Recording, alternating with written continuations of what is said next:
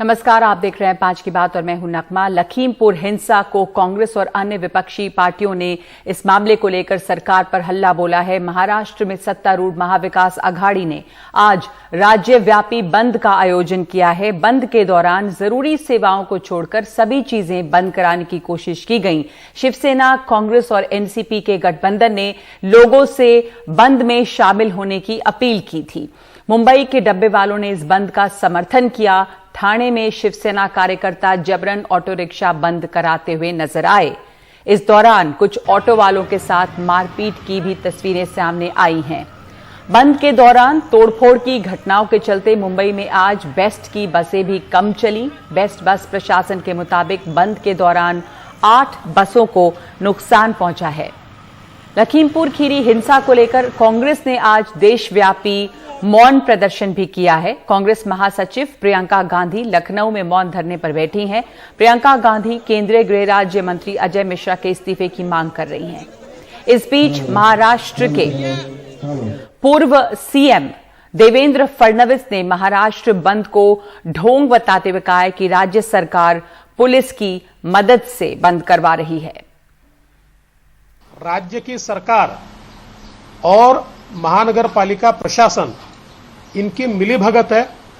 पहले इन्होंने बस फोड़ने को लगाई, उसके बाद इन्होंने बसेस बंद की। एक प्रकार से स्टेट स्पॉन्सर्ड इस प्रकार का ये काम चल रहा है। इससे पहले सुप्रीम कोर्ट ने इस प्रकार के बंद के ऊपर प्रतिबंध लगाया है। मंत्रिमंडल की बैठक में तय होता है कि हम लोग बंद करेंगे। ये इससे पहले कभी नहीं हुआ। हमारे साथ जुड़ रही हैं उर्मिला मातोंडकर, नेता शिवसेना।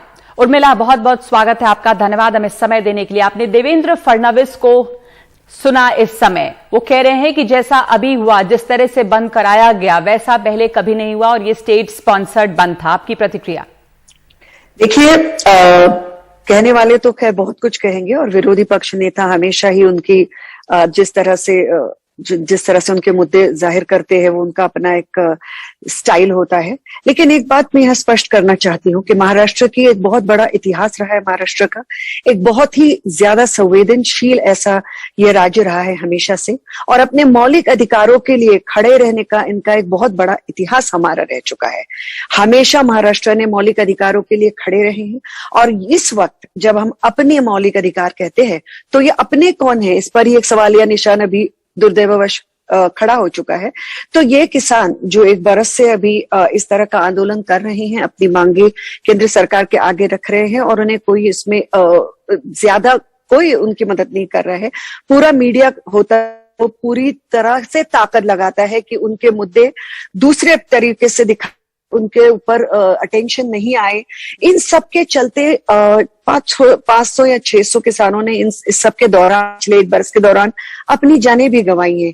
लेकिन अभी लखीमपुर खीरी में जो हुआ है वो एक बहुत ही जिसको दर्दनाक, जिसको अनबिलीवेबल, शॉकिंग, ग्रूसम मेरे कम पड़ जाते हैं कि इस तरह इतने कोल्ड ब्लड में ऐसी हिंसक घटना कैसे हो सकती है।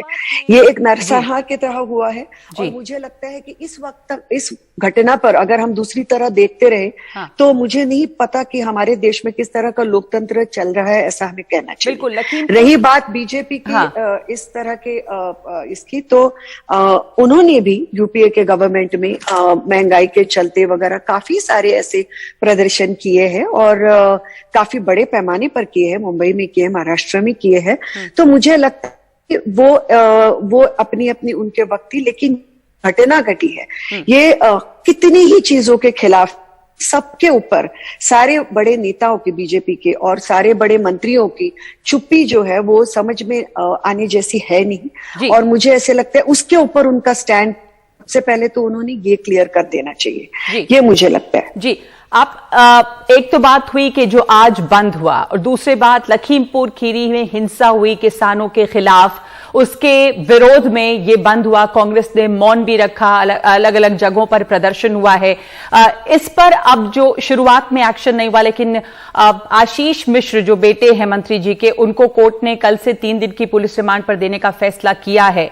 आपको लगता है कि अब जो कार्रवाई हो रही है वो काफी है? अब आपको लग रहा है कि इस पर एक्शन है, या या आपको लग रहा है कि ये काफी नहीं है? जो विरोध प्रदर्शन है उसके आगे की क्या रणनीति है? कब तक कांग्रेस हो या यहाँ पे महाविकास अघाड़ी हो, ये विरोध चल रहा है, आप लोग का क्या रणनीति है इस पे?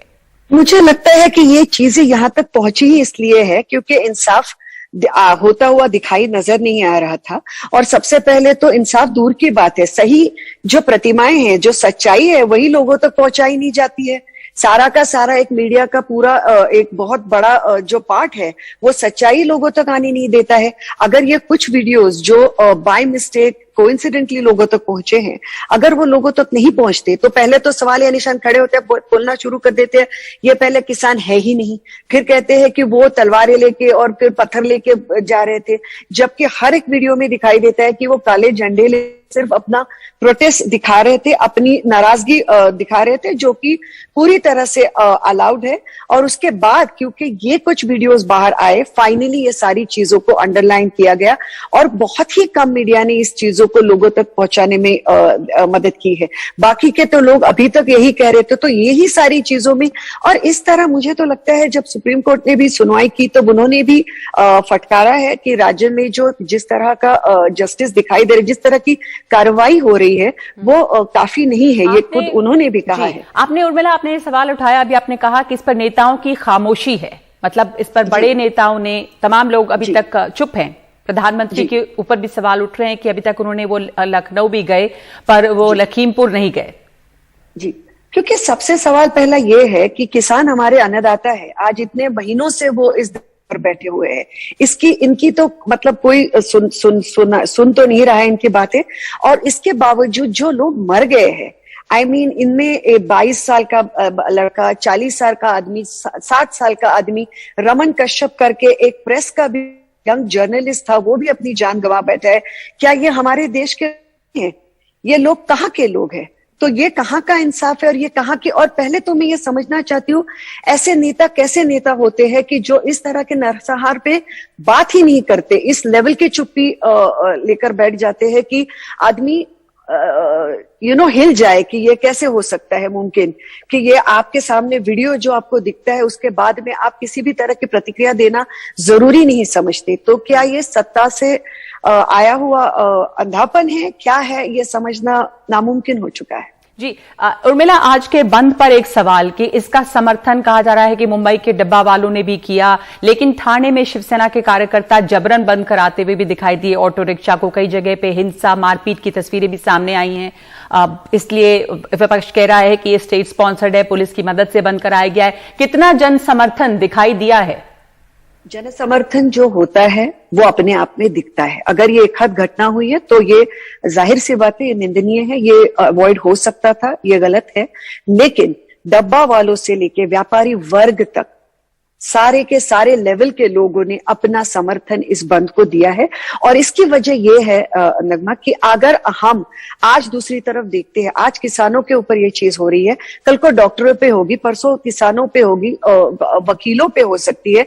हम हर वक्त अपनी चमड़ी बचा के दूसरी ओर देखते रहे तो हम और आप ऐसे, मेरा मतलब है जैसे जो मैंने शुरुआत में कहा कि हमारे अपने कौन है, इसका सवाल उसी पे आता है। अगर हमारे देश के किसानों पर ये बात आती है तो हमारे अन्नदाताओं पे जहाँ पे बात आती है, और ये कितने महीनों से चल रहा है, तो ये जो स्टेट स्पॉन्सर्ड वगैरह कहा जाता है, तो वर्ली में तो शिवसेना के नेता सचिन अहिर जी को भी पुलिस ने अपने हिरासत में भी ली कुछ वक्त के लिए।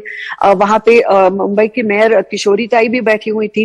तो ऐसा कुछ है नहीं। मुझे लगता है तीनों पार्टीज ने और उनके कार्यकर्ता और नेताओं ने अपने अपने तरीके से इस बंद को आगे रखा और निषेध हमने अपना आगे रखा कि इस तरह के फैसिज्म तो नहीं चल सकता। तो ये कहने की बात है और इस देश के किसान अकेले नहीं है, महाराष्ट्र अपने पूरी ताकत के साथ उनके साथ खड़ा है। और ये खूबसूरती ये है कि हर एक लेवल के लोगों ने उनको एक उत्स्फूर्त अंदर से समर्थन दिया है इस बंद को। जी बहुत बहुत शुक्रिया आपका उर्मिला मातोंडकर हमारे साथ शामिल होने के लिए, इस बातचीत के लिए। आपने जैसा कहा कि किसान अकेले नहीं है, महाराष्ट्र एक मिनट माफ कीजिए, माफ कीजिए। और एक बात मैं आपको याद दिलाना चाहती हूँ इस वक्त कि कुछ महीनों पहले पुलिस अट्रॉसिटी के चलते एक इंसान की हत्या हुई थी और पूरे जग भर में अमेरिका से निकलकर ट्रेंड चला ब्लैक लाइव्स मैटर। अगर हमारे यहाँ के लोग, नेता लोग, सेलिब्रिटीज, सब लोग उठ के बढ़ चढ़ के ब्लैक लाइव्स मैटर करते हैं, तो what are farmers? They are us, they are our blood and they are our people. So हम अपने लोगों के लिए खड़े नहीं होंगे तो हमारे लोगों के लिए कौन खड़ा होगा? मैं एक इंसान को देखना चाहती हूँ, मैं एक ऐसे नेता को देखना चाहती हूँ। मैं ये किसी भी पक्ष के खिलाफ नहीं बात कर रही हूँ, मैं ये किसानों के लिए और भारत की जनता के लिए बात करना, सामने रखने की कोशिश कर रही हूँ कि हमें अपने आप के लिए और अपने लोगों के लिए खड़ा रहना पड़ेगा। फिर उसे आप जो कुछ गिने चुने लोग हैं जो कहना चाहे कह सकते हैं, लेकिन यही वक्त है, अगर हम अब खड़े नहीं रहे तो फिर हमें ये एक नया नॉर्मल बन जाएगा कि ये नॉर्मल है, ये तो होता है, दूसरी तरफ देखो चले जाओ। सो ये रुकना चाहिए। Farmers lives matter, they all matter. बिल्कुल, बहुत बहुत शुक्रिया। फार्मर्स लाइव्स मैटर, ये महत्वपूर्ण है। इससे ब्लैक लाइव्स मैटर के लोग खड़े हो सकते हैं तो किसानों के लिए भी खड़े होना है कि इसको नया नॉर्मल नहीं बनने देना है कि हिंसा हो। और आप अपनी प्रतिक्रिया भी न दें। बहुत धन्यवाद आपका उर्मिला मातोंडकर। और इस वक्त 5 की बात में एक ब्रेक, और ब्रेक के बाद अभी जेल में ही रहना होगा आर्यन खान।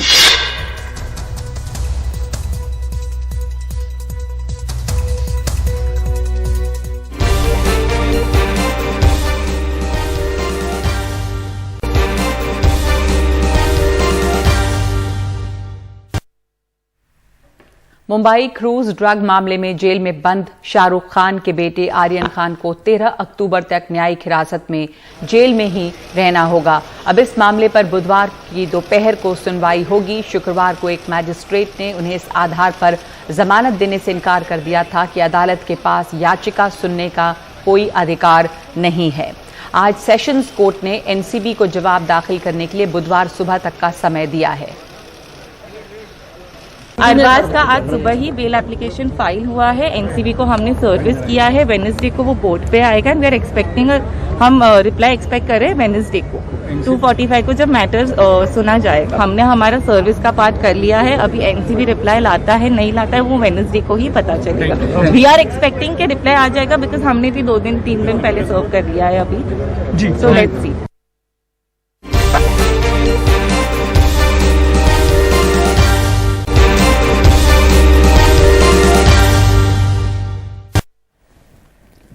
कोलकाता में देवी दुर्गा के 3000 पंडालों में एक खास तरह के पंडाल की काफी चर्चा है। यहां दुर्गा को रेफ्यूजी दिखाया गया है जो नोमैन्स लैंड में फंसी हैं।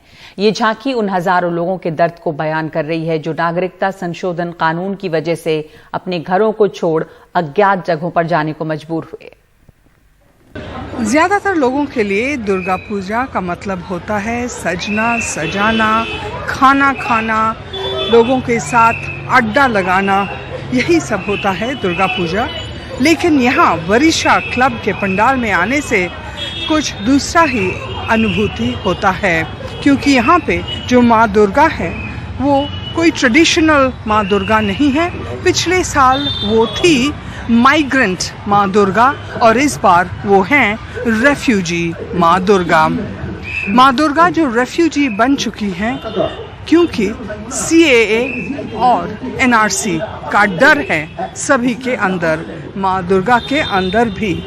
और यहाँ इस पंडाल में जो बनाया है, यहाँ दहिना तरफ मेरा बना हुआ है बांग्लादेश का बॉर्डर, बायां तरफ भारत का बॉर्डर, बीच में नो मैन्स लैंड। ये जो आप देख रहे हैं अल्पना से सजाया गया ये सफ़ेद डिज़ाइन किया हुआ, ये है नो मैन्स लैंड। और यहाँ पे माँ दुर्गा के चरण का छाप, और यहाँ पे आके माँ दुर्गा एक लॉरी के पीछे बैठ के जा रही हैं डेस्टिनेशन अननोन। NRC और CAA के डर से जो लोग आज भारत में हैं उनका भी यही हालत हो रहा है। यही इस पंडाल का कहना है, पंडाल का कहानी है। और जो यहाँ पे दर्शन करने के लिए आ रहे हैं उनमें से बहुत लोगों के मन में यही डर है, और यही डर का जो हल वो ढूंढ रहे हैं इस माँ दुर्गा के पास, जो भी एक शरणार्थी बन चुकी हैं। ऐसा है कहानी, दिल छूने वाली। और ये माँ दुर्गा इंटरनेट पर सभी का दिल एकदम छू गया है। GD शंकर के साथ हूं निदीपा बनर्जी, NDTV इंडिया।